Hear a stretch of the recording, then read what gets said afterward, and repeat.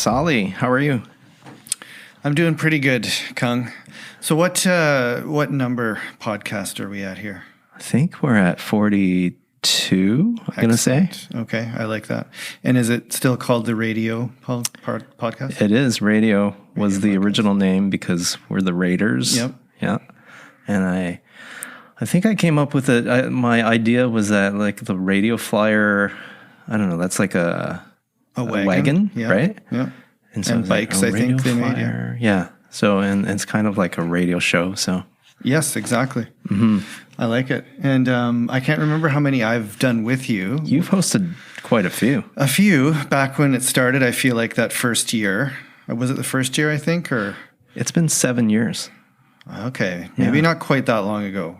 Maybe 4 or 5 years ago, I did a string of them. Yeah. Probably maybe 4, 5, 6, something like that. So. And I think we did one together on Zoom with Edwin. We did, with Edwin Chand, right? Right. Yep. That's correct. Yeah. Yeah, and then we used his Apple discount to buy AirPods, I believe, didn't we? That's why we do this. Exactly. It's all about the kickbacks and the perks.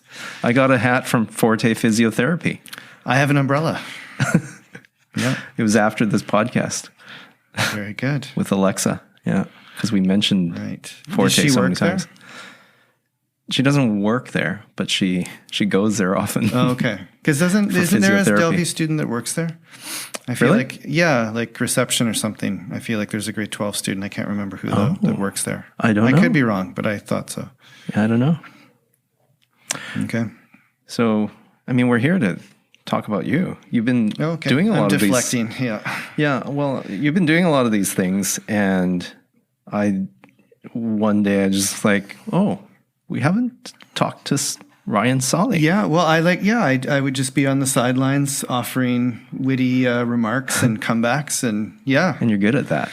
Oh, thanks. Yeah. But that's what I used to joke, right? Always the bridesmaid, never the bride, right? I was always never the main subject of one of your podcasts, but yeah. So here we are with nothing to talk about.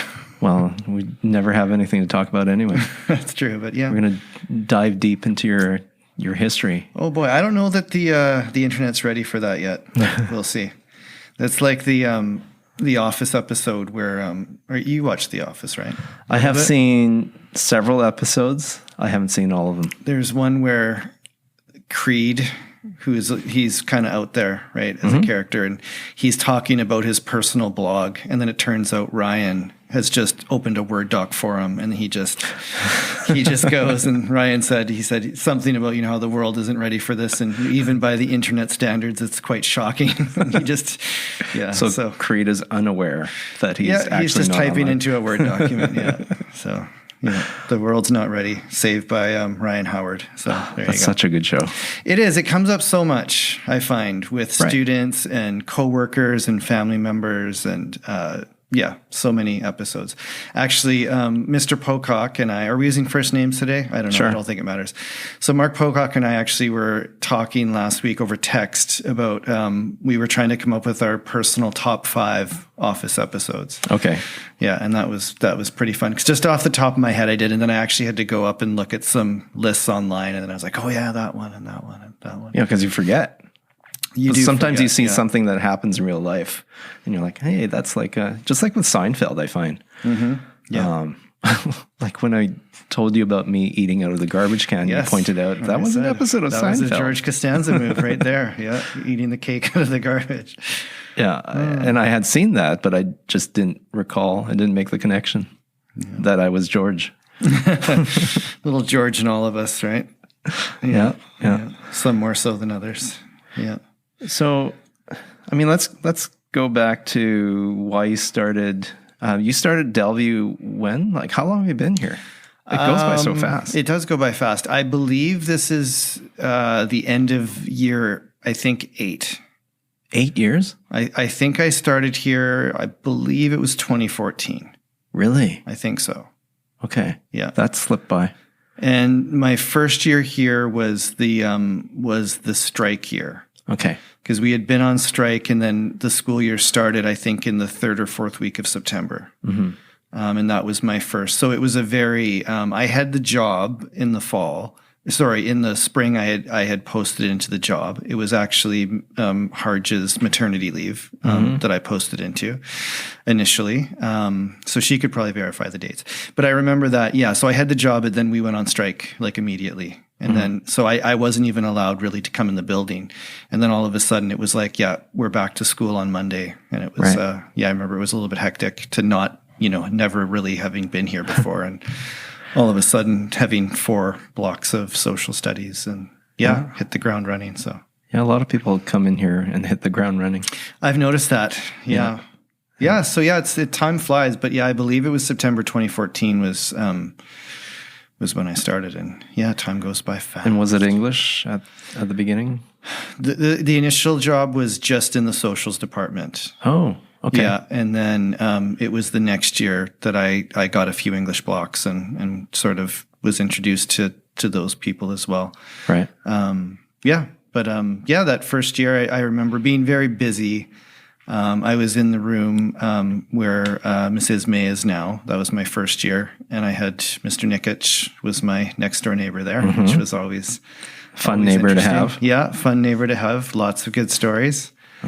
Yeah. And I remember at the end of that year, I'll never forget that. It was quite funny. He said to me, I hope you get to stay here at Delview. I like you. You're normal.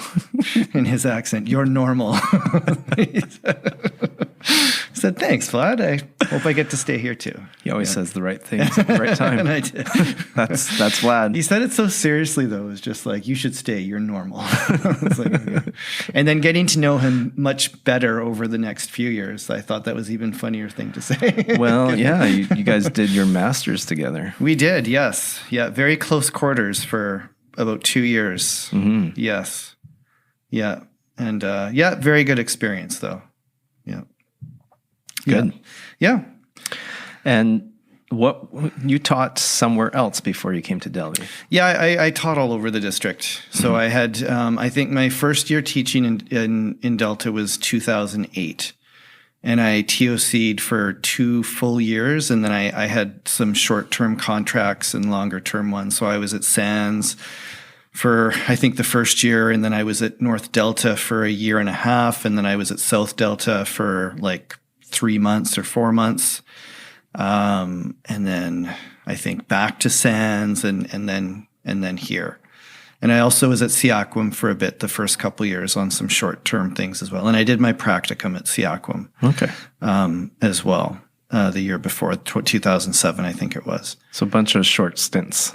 Yeah. And then I really, landed here and really liked it. And haven't really looked back. So you said you started with socials here. What is your background? Like if we go back to the university. For teaching, I did, I have an arts degree, and the major was in English literature and the minor was in history. The European history was my minor. So were you at UBC or SFU? I did my undergrad at, I did 2 years at Douglas College. Okay.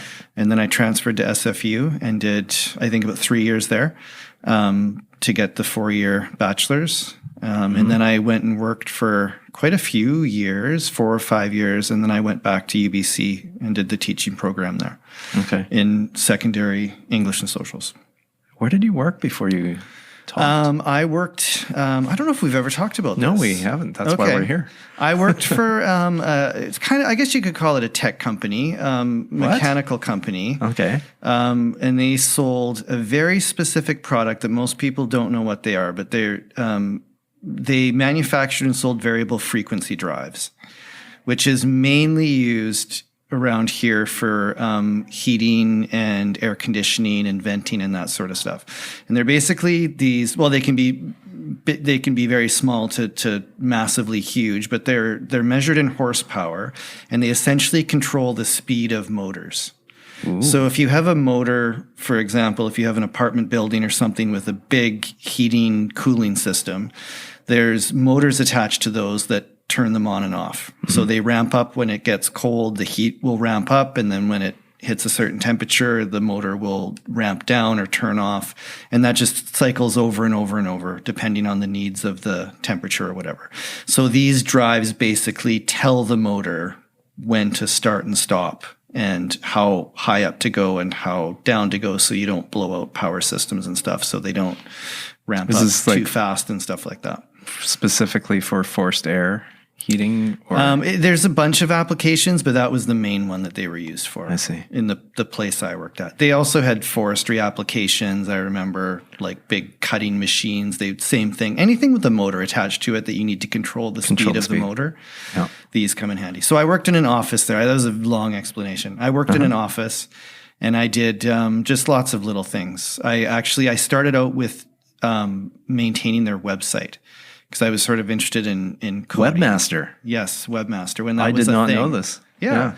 So I was kind of interested in that, and that was before it was very easy to just do online. And people were quite impressed by that, even though it didn't seem like a difficult of a thing. Oh, I remember that. People were super impressed by just a few tags. Yes, they were, exactly. So I did that, and then eventually I think they realized that wasn't really a full-time job. So I started doing like inside sales, I think they called it. So people would call and ask about a product, and I would direct them to a vendor that sold them, or I would send them a PDF with information on it and that sort of thing. And then I started doing, a little bit of purchasing, like supplies. I would order stuff for the shop to build these things and stuff like that. And it was fine. It was interesting. Not something I was super passionate about or enjoyed very much. So sometimes you just need a job. Yeah. So you did that for 2 years? Couple of years? I think it was probably closer to 5 years, 4 or 5 years. Okay. And then I was starting to feel kind of like I had reached the end. I really had no interest in it. And I was working with a lot of engineers, like mechanical engineers, were the main thing. And I had no background in that. And, and they wanting me to take on bigger stuff, and they were wanting me to go get training in different things. And I just kind of hit a point where I was like, you know what, I don't want to do this the rest of my life. So how and when did the idea of teaching come into your mind? It had always been in the back of my mind. I have 2 sisters that are both teachers, and they're 9 years older than I am. So they had been teaching, since I was a young teenager. They were both teaching. So I always sort of looked at it as a, viable option, and they both really were passionate about it, and it seemed like a good job. So it was always there. And then my wife, she did the teaching program at UBC, I think 2 or 3 years before I did it. So as soon as she was finished, that's when I decided I was going to do the same. So I was kind of waiting for her to finish, because I was working and she was going to school. And so then we kind of flipped roles there. Makes sense. Yeah. So she converted you. Yeah, pretty much. Yeah. Yeah. Except she's teaching kindergarten, and I would never do that, which we have talked about that. We have talked about that. Well, did you ever try it? Did you ever TLC? Did. Oh, absolutely. Yeah. Yeah. One of my darkest days was a French immersion kindergarten class. Right. And it was only a half day too. I was there for. It was just for the morning. And oh my goodness, never again. I was like, no, I can never do this again. What happened? It was just wild. It was just chaos, and all the kids were crying and fighting and breaking things and walking into things. Breaking things? Well, not on purpose, but just as 5-year-olds do, right? Oh, I can just picture a kindergarten cop or something like that. Yeah, no, and I was trying to be so nice, and it was just pretty wild. And then I remember the teacher that I was in for, I don't remember who it was, but I remember getting an email the next day, and she was quite mad because I didn't put away the paints, and they had dried up overnight. And I was like, what are you even talking about? Like, do you not know what I went through? Like, I don't care about your paints. But anyway, she was really mad about that. Oh, so. The paints. Yeah. I didn't even remember the paints. I was like, there was paint? I don't remember that. But anyways.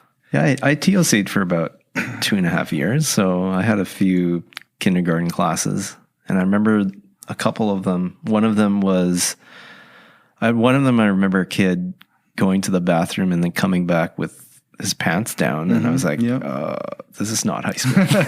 This would not happen in high school. Yeah. No. So those things kind of steer you away from the kindergarten classroom for sure. Yeah, not my thing. Yeah.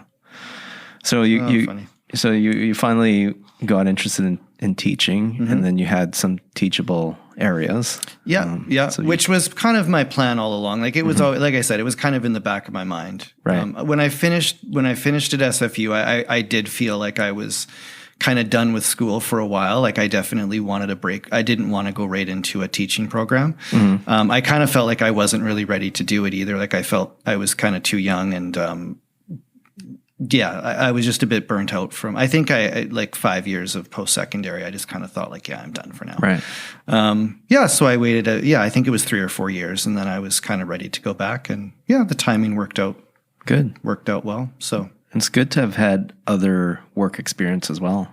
I think so. Yeah. I didn't actually do that. Like besides like summer jobs and things like that, I would try different things, but yeah. And I worked to, and then once I started teaching, I actually got a second job bartending at Really? I was a wedding bartender. Oh, wow. For quite a few summers, speaking of summer jobs, which worked out well too, because as a TTOC, the work isn't always regular, right? Yeah. And especially then there would be I remember the first year a week would go by and there would be no, I wouldn't get a single call, right? So, that was, I started doing that my last semester at UBC of the teaching program. I started working at a restaurant that did these big weddings. And I stayed at probably about 3 or 4 summers I did it for. The money was pretty good. It was really hard work. Yeah. But the money was pretty good. But that's, there was too. Some big tips. Yeah. And, and some pretty funny stories. Yeah. Of course. Weddings are interesting. So I always joke with that because my wife, she catered when she was going to school as well, like as a server. I see. So we always joke that we've been to hundreds of weddings, like combined. It's ridiculous. But weddings do funny things to people's brains, I think. Yeah. Definitely. There's a lot of emotion attached to them that maybe people don't realize going in.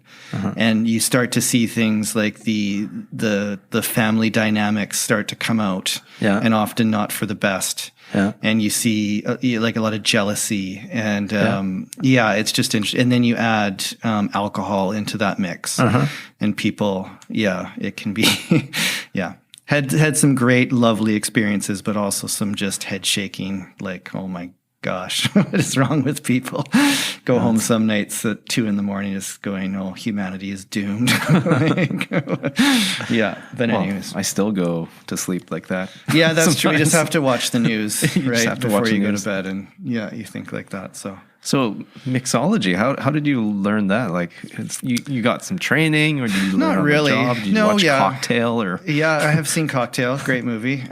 Just kind of learned on the job. It was always pretty straightforward. So you just you worked with somebody, so they would show you, like, because it seems like a lot to remember. Or did you have like the recipe in front of you? Yeah, and it would really depend on the wedding. A lot of them were very simple. As far as that kind of stuff went, like it's limited, right? Yeah, it would often be quite limited. So it wasn't usually super intricate drinks. Yeah.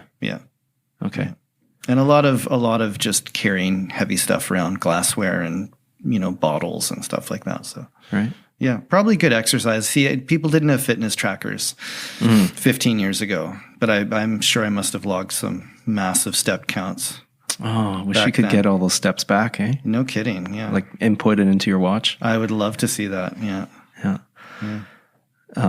Speaking of fitness, you're pretty sporty. Like, you have a good sense of, you have a sports sense, I would say, having played hockey with you and stuff like that. Yeah.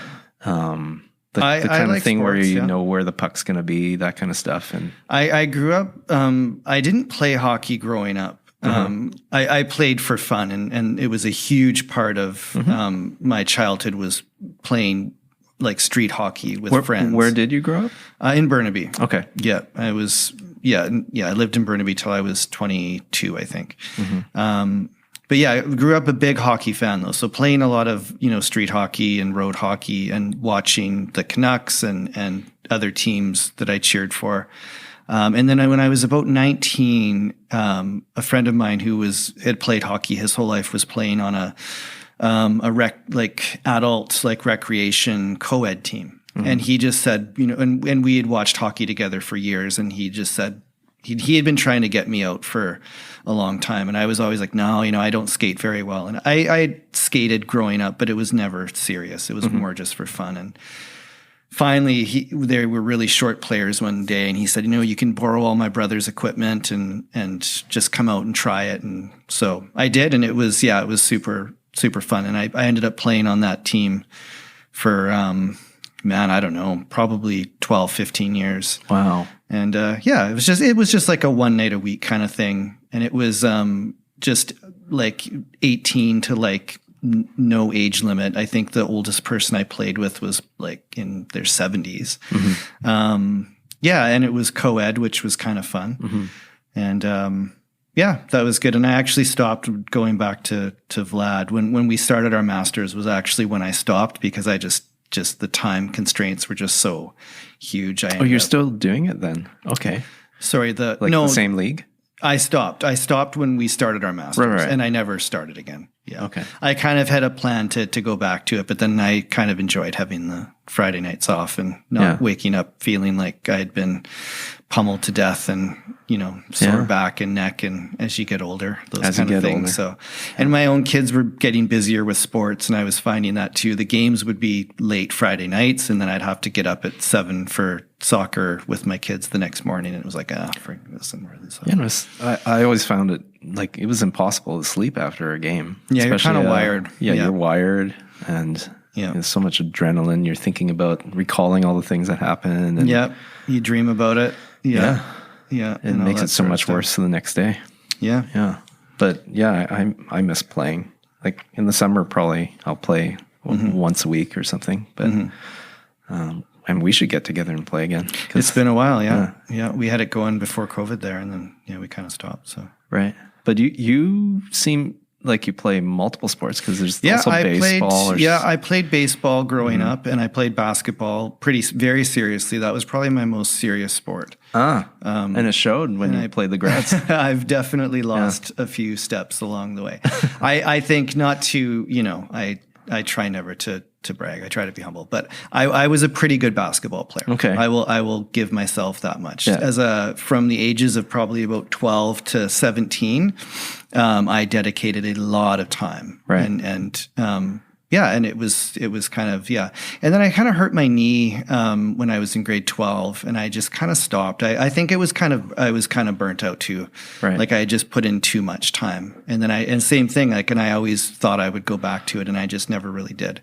But every once, I'll pick up a ball and take some shots kind of thing. But but at one time, I think I was a pretty good basketball player. For your knee, you could have gone to Forte Physiotherapy. Had it existed in 1996, I probably would have gone to Forte Physio. If they could invent a time machine. Yeah. If only.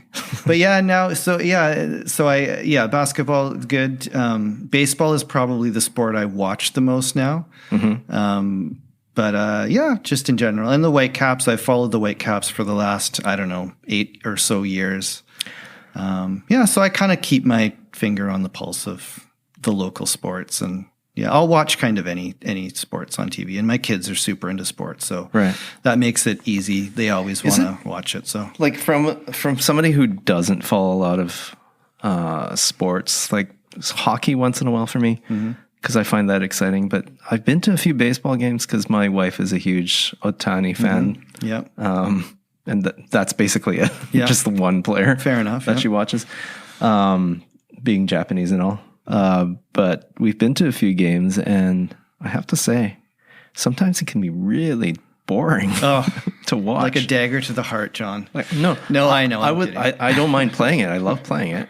I don't. But maybe there's something about being like what's going on, and probably I don't.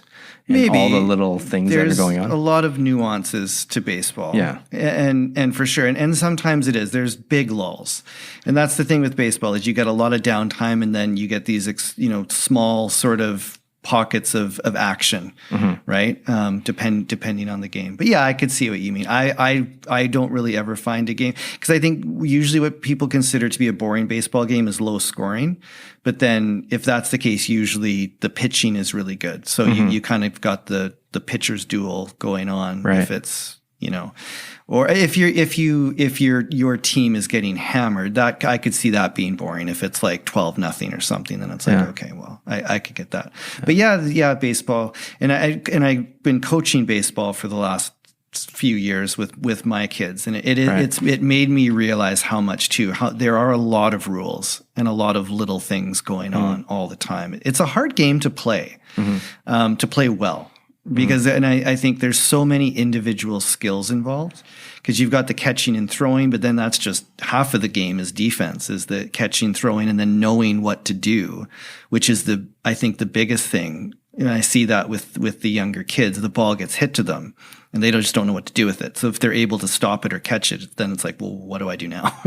And depending on, who's on base and where they are, it could be a force play. It could not be. Sometimes you have to tag the runner. Sometimes you have to tag the base. And it's like, it's a lot. And then that's just defense. And then you've got the whole offensive side of trying to hit a small ball with a small bat. And it's right, can be quite challenging as well. And I can see what you're saying. You go on vacations just for the baseball sometimes. Like you go to. Do you have like a list of stadiums that you want to check off that you've been to? Not really. There's a couple I would like to do, just like the more historical ones. But I will kind of go to a sporting event in any place, any city. And yeah, baseball, I haven't been to that many parks. I've been to San Francisco, which you've been to the one there, Candlestick on the Water, which is really cool. Yeah. And I'm trying to think. Seattle, several times. Is that it? I'm trying to think. I thought there was more. They do a good job in Seattle with the entertainment, I find. Like for not necessarily a big baseball fan, there's lots to do. Yeah, and you get a lot of that sort of local kind of flavor as well, right? It's kind of like here where they do the sushi race at the Canadians, right? You kind of get that in Seattle. It's a very sort of Pacific Northwest sort of vibe. Yeah. But we're going to Toronto this year to see a couple Blue Jays games. That'll be Sky fun. Dome, yeah. Rogers Center. But Rogers Center the old now. Sky Dome. It's been Rogers Center for a while, yeah. Okay. And San Diego, which is a park I've wanted to go to for a long time. We were planning on going right before COVID hit. We were going to go for spring break 2 years ago for opening day, which would have been awesome. That's the Padres? San Diego Padres, Petco Park is where they play out of in downtown San Diego. So hopefully that all works out and we can get down there in August. So that'll be fun. We still haven't decided if we're going to go to Yankee Stadium, because I can't imagine how you would not go there if you're in New York. I know you would definitely go, but it's kind of do we want to do that, or there's all these other things that we want to do? So fair enough, but it's 3 hours of your life. I would just do it, and I hate the Yankees. Absolutely hate them. But they're playing the Jays on the days we're there. So, but I would go there in a heartbeat just for the historical aspect. Yeah, right. I would be more into that. Like they have the museum there and stuff like that. I'm sure. I'm totally into that. Babe Ruth and Mickey Mantle. Yeah, that'd be really cool. Yeah, for sure. Cool. Awesome. So, you told us how you got into teaching. What is it that you feel like, besides having a family line of teachers, what is it that you feel? Because that's one thing, but when you step into a classroom and you actually experience it for the first time, like when did you actually go, okay, this is kind of my thing. This is what I do, right? Because it's hard to know what it's like with any career until you're actually doing it, right? Yeah, that's a good question. I don't know if I can answer that. I do remember doing my practicum and I remember thinking at that time, because I had been out of school myself for a while at that point. And I felt like going into the practicum situation that I wasn't really very well prepared. I felt it was a lot of kind of theory about education, and then you're plunked in a room with 30 grade 9 students, and I felt woefully, so I remember the first time I actually got up and taught a lesson. So I think I observed the teacher for the first week or something, and I took a lot of notes, and I went over the curriculum, and then she kind of set it up. Okay, why don't you teach this lesson next week? And so I went over all the stuff, and I remember it going quite well. It just seemed like the kids, they seemed relatively engaged and they paid attention. And there was I can't even really remember, but there was some sort of little assignment I had them do, and they all did it. And I thought, okay, like this, I remember feeling kind of a rush from that and feeling like, wow, this is, something that I think I could do. But then you get into a situation. I remember my first year here, I questioned my career choice a few times. I had really funny groups. I can't remember. I think I had pretty much all the grade 9s my first year here. I think I had 5 blocks of social studies 9, which I think there was probably only maybe 6 at most, right? Total blocks. And some of them were very, very challenging. But then they went on to be one of the greatest groups I think I ever worked with. That was the group that graduated about, would that have been 4 years ago? Okay. But I remember throughout that year just being really busy and having really young kids and being in a new school. And it was just a lot. I was tired all the time, and I was so busy, and there was some, real behavior challenges in the class. And it was just like, what am I doing? Like I could be in an office by myself, just doing paperwork or something, right? Like, why am I doing this to myself? But then and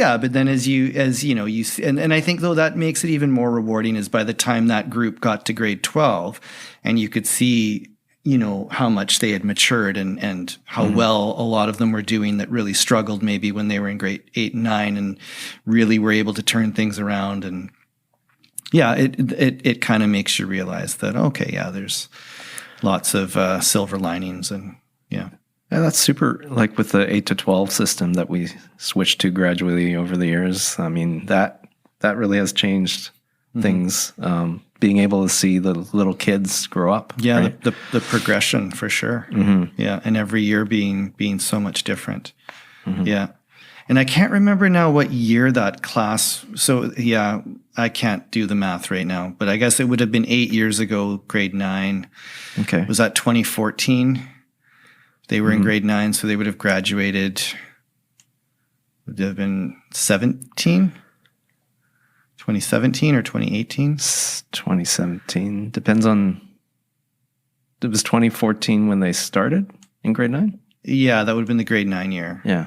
But I don't know if that would have been the fall, so maybe it would have been 2018. Right. That was the group where I got the Sahli nickname from. Okay. Yeah. Okay, I know what group you're talking about then. Yeah, which maybe people listening might not be super aware of the mythology of Sahli. And I'm not going to get into it again. That was, I think we did cover that on a podcast several years ago, I believe. Yeah, I think we were interviewing Bree.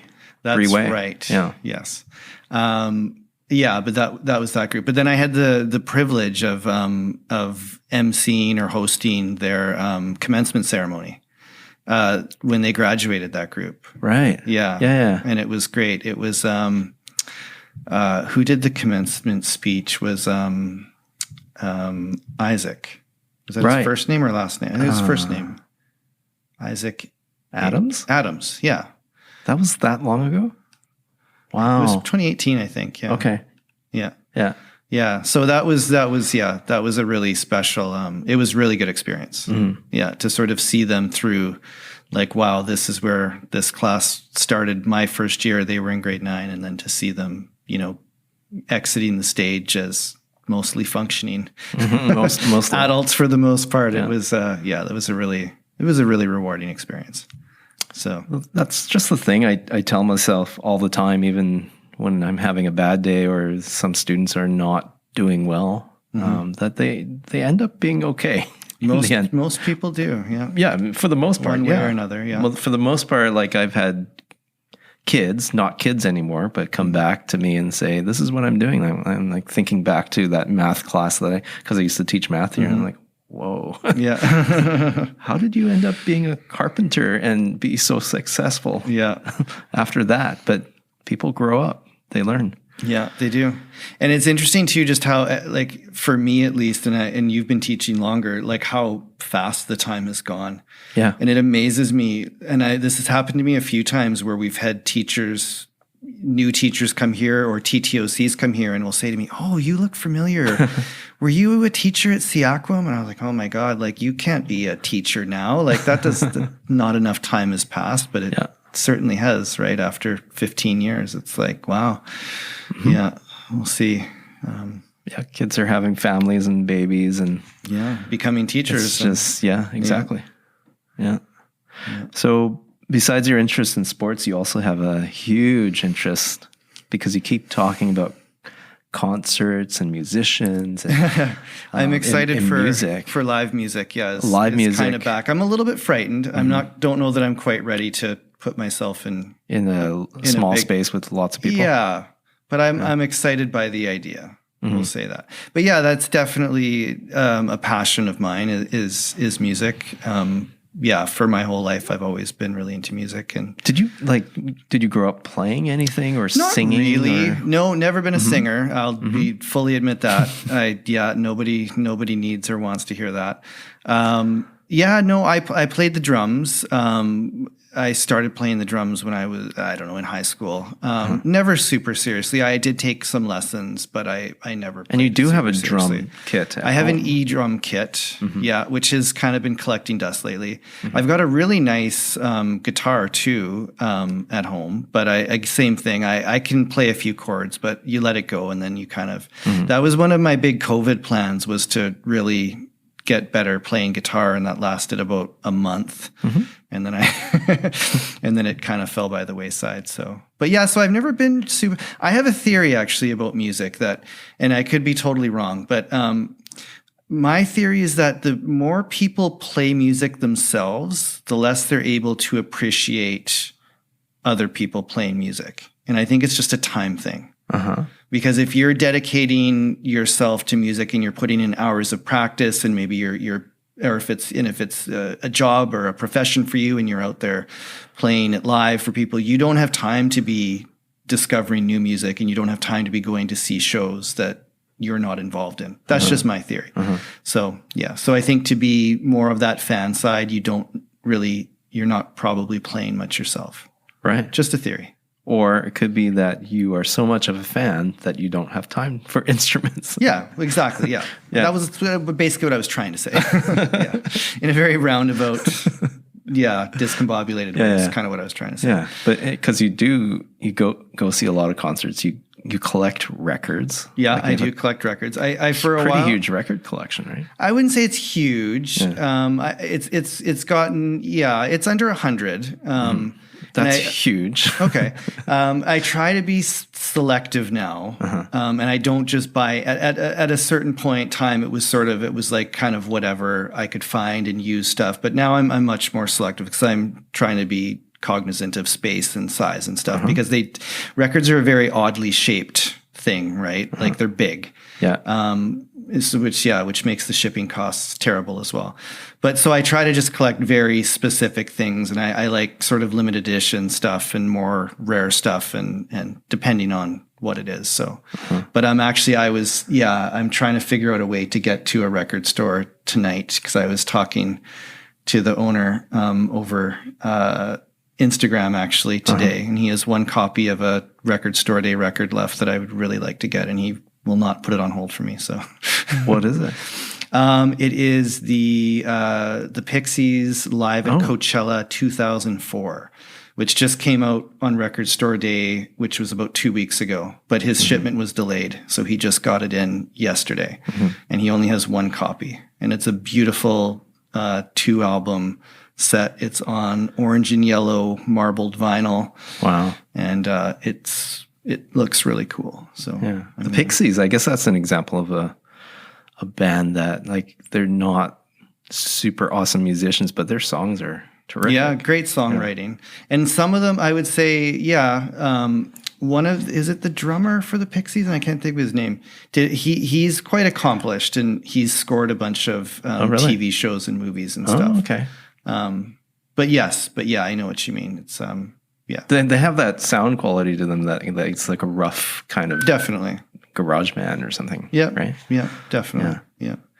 But yeah, records. Yeah, so I really like records. There's something about that tangible, something you can hold in your hand. Because I do, I have like Apple Music, and I listen to that probably more than I listen to actual records. But I like just having the physical kind of thing. So just to try to understand people who love records, like if you. You go up to your record collection and what's the experience like? You take out a record, you flip through your records. Are you like looking through your collection? Do you look at the cover and the art and then open it up and there's like the lining and you read the lining and like take us through that kind of experience? Yeah, not necessarily. Like what is it that's enjoyable? I think at points I would have done that. I don't know. Part of it I think is sort of the hunt. And I think it's like collecting anything. And especially like I was saying, I tend to gravitate towards things that are maybe more limited edition or hard to get. So I think part of it is just, tracking things down and finding things that you're interested in and sort of being able to get that score. But yeah, I don't necessarily, sometimes I'll look through, like, depending on, because sometimes, you'll get liner notes or booklets or something like that. But yeah, no, I tend to just put them on. I always open everything. I always listen to the records. I know I've got friends and I know a lot of people who buy them more for the collector aspect. So everything's in mint condition. Yeah, it's sort of like buying, action figures and never taking them out of the box to keep the value right intact. But to me, it's like I wouldn't. It's not about that. So I always usually when I get a record, I'll always try to open it and listen to it soon after I get it. Yeah, and that's sort of part of it. And yeah, I like the whole old timey kind of feel of putting it on the turntable and watching it spin. And what is the difference for you between the quality of listening to a record and the listening to MP3s or Apple Music and streaming? Well, now, especially with, I don't know if you're familiar, like with the lossless audio. That I don't know much about Spotify. I assume it's the same as Apple, but the quality is so pristine on the digital files now. If you're listening to them through Apple or Spotify or whatever. You can't really beat that for as far as like, clarity and equalization and stuff. But with records, I don't know. Like a lot of people say they have a warmer sound. And I don't really know how I would describe that, but I would agree with that. There's something like some tonal sort of quality. And you do get that little bit of background noise that you wouldn't get on a digital track. You do get the odd like hiss or crackle or pop or something like that. That again, to me, I like knowing that it's a physical thing that is there that isn't perfect necessarily. But still maybe it sounds really good. Like I like to listen to a lot of jazz and the best recordings for me are the ones that are done live. Yeah. I don't like the ones that sound too manufactured or messed around or produced to sound perfect. Yeah. Because I think like jazz, just like any other music, but jazz especially, it's about improvisation, like what you come up with on the spot and interacting with the other musicians, right? And so for me, it seems more authentic when I can hear other noises besides, you know what I mean? Yes, and I think that's a very interesting point. And I've had this discussion with people before who have said to me over the years, why do you go to so many concerts? Why don't you just stay home and listen to one of your many records? Right. And my thought of that has always been like, if you go to see a live show and it sounds just like the record or the MP3 or whatever, then they're not really they're kind of doing something wrong, I would say. Or there's some sort of trickery involved in their playing to a backing tape or something. Not necessarily lip syncing, but there's I think it is pretty common for backing tracks and stuff like that, right? Yeah. Because like that's the thing. Like you don't want it to be perfect. There's that human quality where you don't necessarily want it to be bad, like mistakes or something like that. But it's not.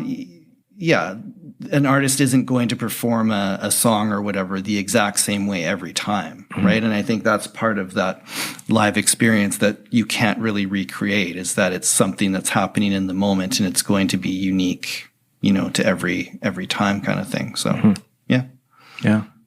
I mean, I grew up listening to records because my dad, not like 100 records, but he's got a collection of old records that I used to listen to as a kid, and he would play them often, right? So a lot of classical music and some R&B and stuff like that. Yeah. So cool. I have an idea of what you mean by when you say that analog sound has that warm type of sound. Yeah. Because when we switched to CDs, a lot of that was gone, and it definitely sounded different. Yeah, that's interesting. Oh man, I've got a lot of CDs. Oh man.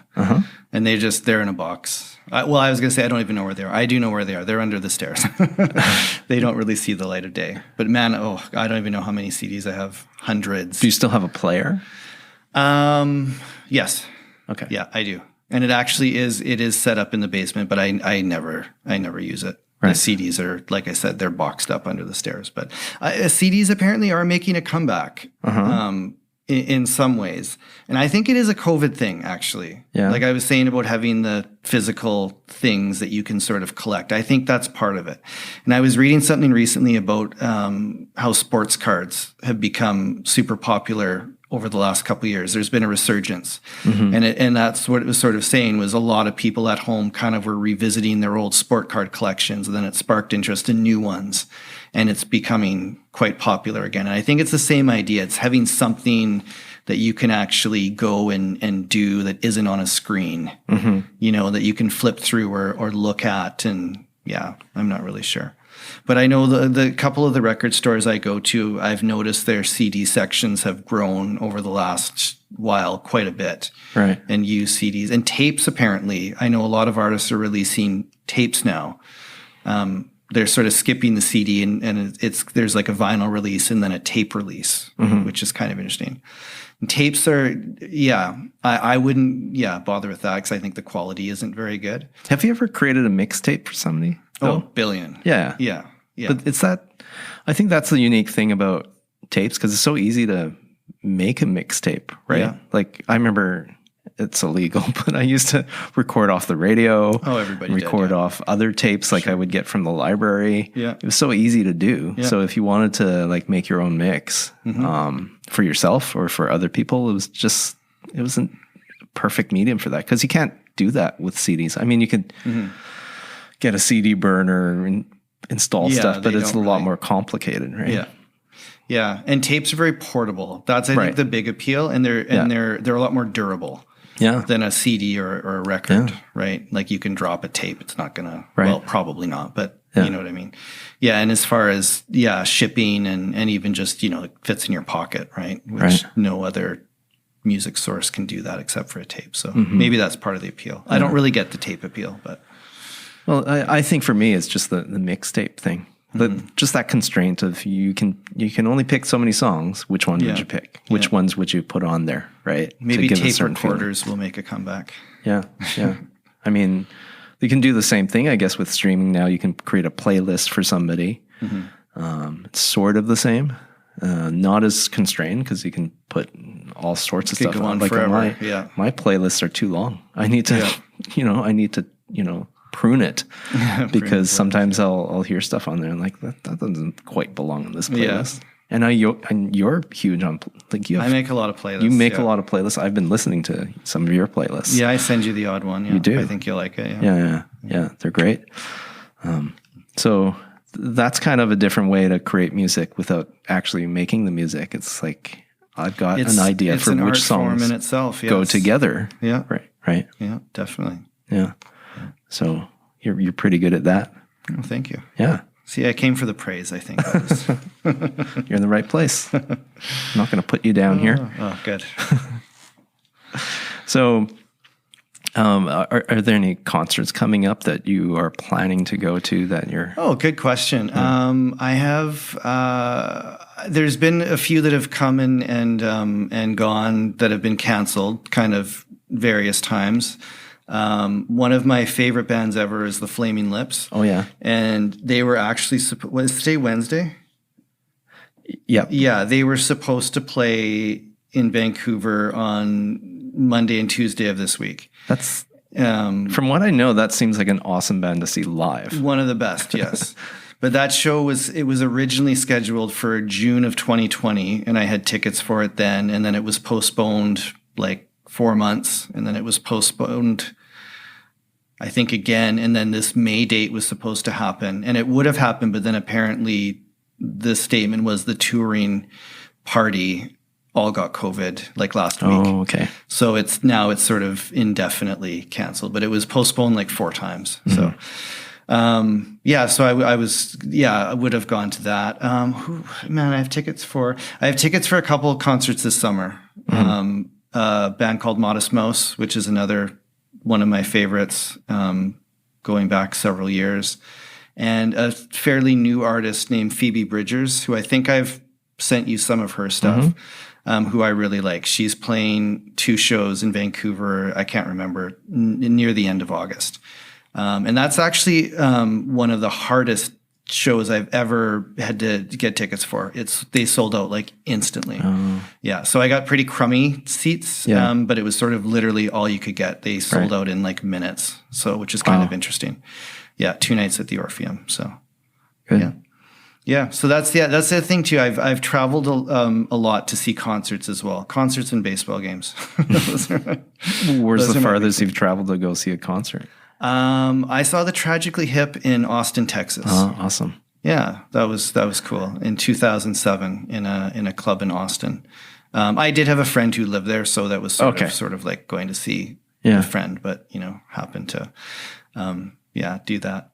And I've gone to Toronto. Many years ago to see basically just to go to a show there, which was a Canadian band, and it was they were billing it as their last show ever, and they did get back together like 5 years later, but whatever. It was fun. It was fun.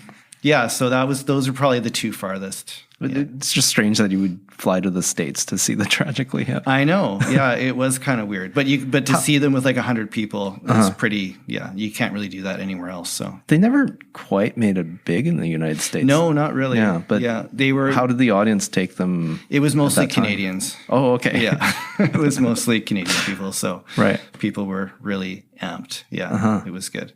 They've always been popular in the border cities like Buffalo, New York. They would play to huge crowds there. And even in Seattle, I've seen the Tragically Hip in Seattle a few times, and they would draw pretty big numbers there, but it was mostly people from Vancouver that were there. But I think anywhere past those sort of border cities, they were never super popular. So I find that odd because their music is so great. Yeah.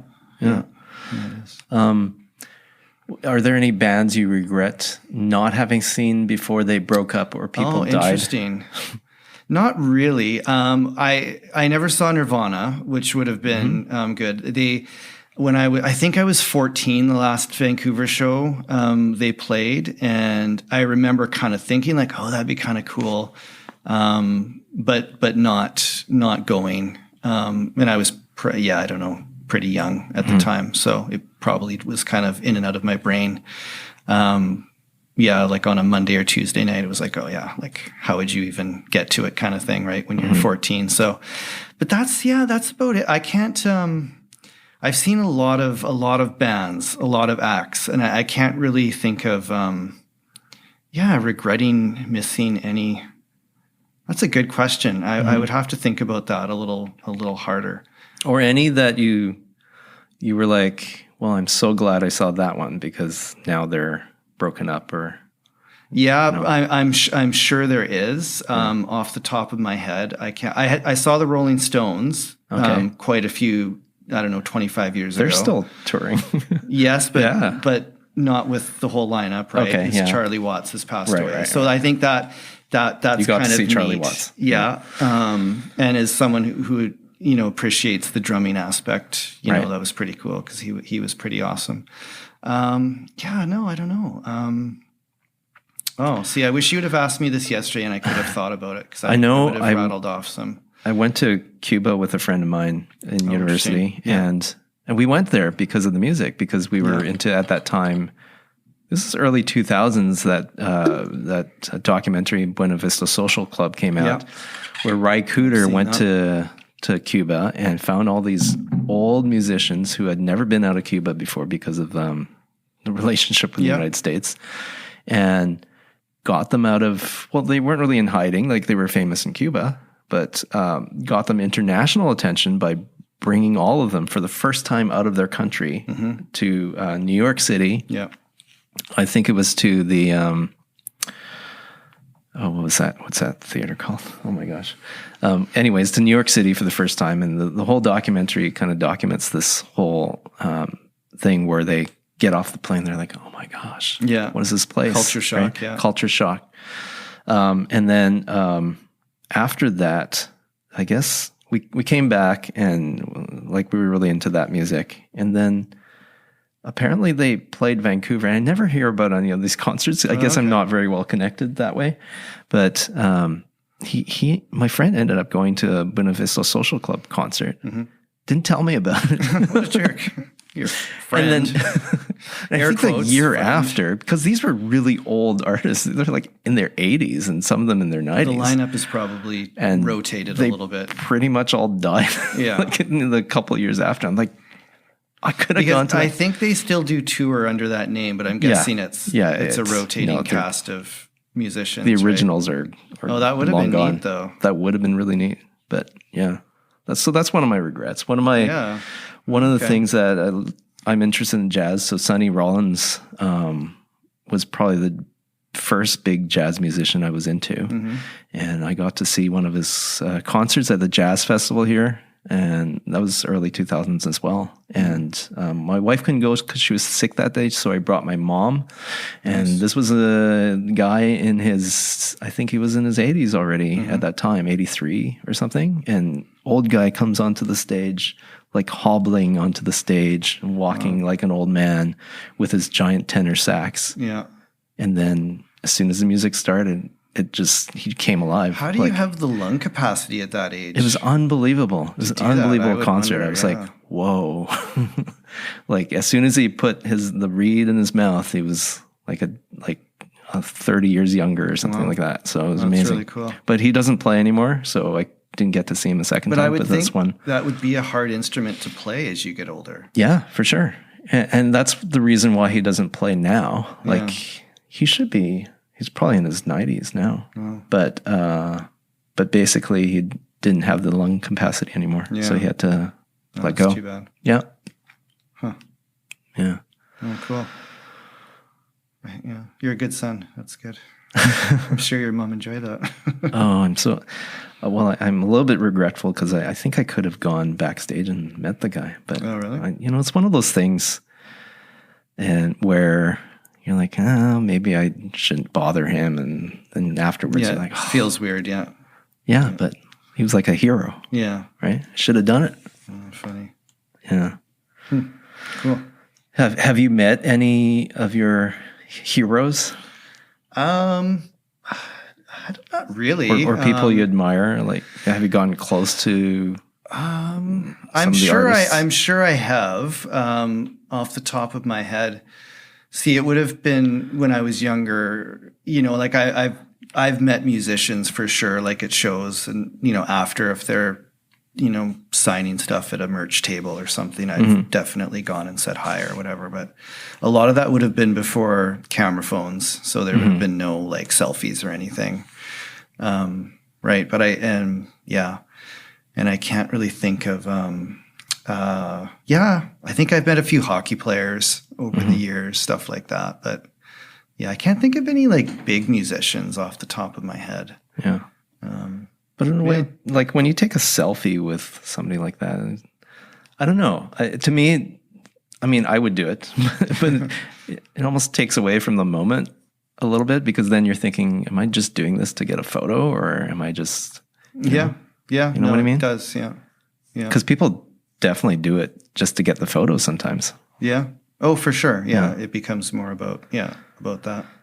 I met, there's a musician, there's a band that probably my favorite band ever is a band called the Hold Steady, which I think I've told you about them before.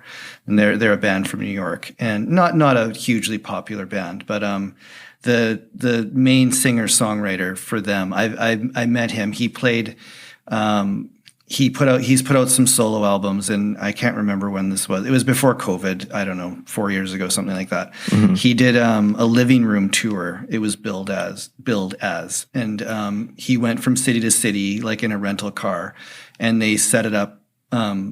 He would just show up. Not just show up. They would set it up, prearrange it for him to come to just somebody's house and play like a set in their living room. Mm-hmm. And they sold tickets, 30 tickets or whatever. So I went to this, and you got like the address like the day before. So how did you get this guy into your living room? No, he wasn't in my living room. Oh, no. I did offer up my living room. His record label put some stuff out on social media saying like, yeah, we're accepting applications for. Okay. His name's Craig Finn. He's going to do this living room tour. Okay. Send us your address, and like there was a few things. What? So I bought a ticket or 2 tickets. My wife and I went, and I think the day before it said it was going to be in the city of Vancouver was all it said. So we got a thing with the address, and it was this random house in East Van. I can't remember East. It was near like kind of Mount Pleasant, like Little Mountain kind of area, like Nat Bailey Stadium. It was kind of over by there. So yeah, we showed up, and it was the woman who she was renting the place actually, and that was kind of the joke, was like, don't tell my landlord I'm doing this. But like, I can't remember 25, 30 people, just like strangers, because it was just a ticketed event, and it said like, please be respectful of the neighborhood and don't do stupid things and park illegally and make noise and stuff. And like 30 people got together in this person's living room, and he showed up with his acoustic guitar and played like 10 songs, and wow. And then just kind of hung out with everybody. And that's really cool. Yeah, it was really neat. And I've actually, in that I've run into the woman who lived there. I've run into her at other shows actually since then, and go, hey, hung out in your living room. And that, so I did. That was cool, because on a personal level, that was somebody that I really do admire, and I did get to meet him. That was kind of cool. Oh, that's really neat. Yeah. So there you go. And just him with his acoustic guitar. Yeah, and it was great. Yeah, and there's some local musicians too were at the house show, and it was just very laid back. I think he sat on like the fireplace ledge and played, like it was just very low key. I think I've seen there's George Stroumboulopoulos. Strombo, yeah. Yeah, Strombo. I think he's done a few concerts like that. From his house. That's from his house? Okay. And I think he lives in LA, but I think that was when he was living in Toronto. He's got it's all on YouTube, but he's posted a ton of shows at his house. And he does full on like ragers. Yeah. Yeah. Like fully plugged in, like full band. Right. Yeah. So I don't know how big his place is, or if he's got some space outside, or if his neighbors just don't like him. But but yeah, that would be pretty cool. Yeah. Very interesting.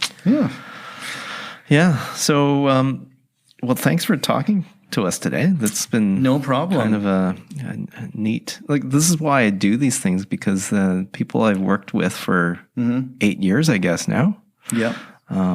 That I don't know everything about, and there you go. You learn something new. I feel like when you said to do this podcast, I didn't have any apprehensions, but I kind of thought like, well, I've done a few podcasts with you, sort of co-hosted them or whatever. Yeah. And I feel like with the people of Delview, I feel like I'm a pretty open book for the most part. I feel like there's not a lot people don't really know, or I wouldn't be comfortable sharing if they asked. Yeah. But I kind of was thinking, like, what are we even going to talk about, because I feel like there's not a lot that you don't know, or most of my coworkers don't know already. But there you go. This was fun. Yeah, I had a great time. Yeah, and we'll have you in again doing co-hosting. Sounds good. I think there's one coming up, so Okay. we're ready for that. And I don't even, an hour could have passed, 2 hours. I have no idea. It's been an hour and 6 minutes. Oh, wow. There you go. Yeah. But who's counting? Let's see. We can sync up our watches. Yeah. Okay. There we go. All right. But It's yes, been I'd fun. be happy to come back. And I know you told me you've got an idea for an upcoming one. So Yeah, for sure. We'll do that. It'll be a good one. Thanks for being here. Thank you, Mr. This Kung. was a good one. It's always a pleasure. Thank you. All right.